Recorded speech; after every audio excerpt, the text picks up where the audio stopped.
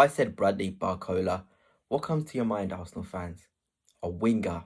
Finally, a winger. And in today's video, I'm going to tell you why Bradley Barcola makes 100% sense in a footballing way, but also in the way that the transfer window is going right now. But before I begin, if you are new here, please hit the subscribe, hit the like too. It'll be greatly appreciated. Well, I did not think Bradley Barcola would be a player who'd be available on the market, but if we are to believe reports, which Fabrizio does go to PSG, he may be a player that they're willing to let go. And if we can make this deal happen, Mikel Arteta is thought to be a big fan of the kid, then we will be absolutely set. I mean, absolutely set. This guy has all the qualities that we miss in a winger. Talking about 1v1 threat, talking about goal threat, talking about sniffing opportunities. We're talking about ball carrying. We're talking about, those legs of his. It's just absolutely insane. The angles those legs open up in those 6-yard area in outside the box as well. He has so much potential that is untapped at the minute, which Luis Enrique seems to be sort of not getting the most out of off the pitch anyway, because it does seem they have fallen out. But yeah, Bradley Barcola this season, 10 goals, 2 assists in 16 games. Absolutely ridiculous. Last year as well, in just 25 games, obviously playing behind Mbappe, he had 11 goals and assists in 25, like I've said. So very solid stats. He can contribute with goals and assists. He isn't just a sort of flashy player. He can do that side of his game. And this season, he's one of the top scorers in Ligue 1, which goes to show. But what I want to talk about in regards to Bradley Barcola is the way he's so potent in and around the touchline. Talk about a player receiving the ball on the touchline and being dribbly and being successful. This is no shade to Gabriel Martinelli whatsoever, but the sort of player Barcola is.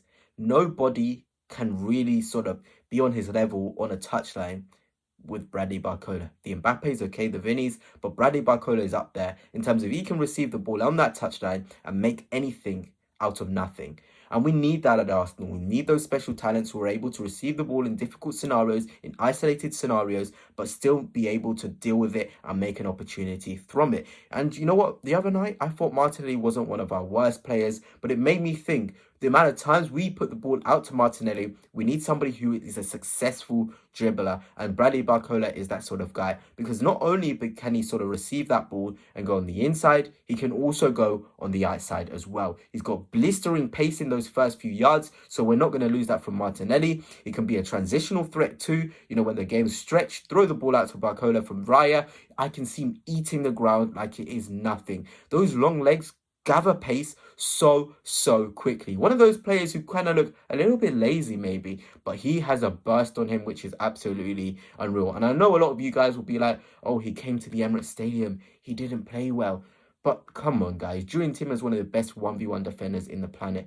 It's never going to be an easy job for any winger coming to play against Julian Timber. I don't think I can name one winger who has ever had the beating of Julian Timber 1v1, stand him up and you take him on. You're not going to be playing against Julian every week in the Premier League. So that tells me enough. He was even brave when he did come to the Emirates Stadium. He tried to take him on. He's fearless. He isn't just going to fail one dribble and give up. He's going to keep on going. And when you have a player who keeps on going, the success rate is ultimately higher. And I know a lot of you Gunner fans want Kvaratskhelia, but for me, the 1v1 threat that Bradley Barcola offers, the goal threat, the left foot, the right foot he offers as well, it is an absolute joke that if we don't get this guy, he offers better value.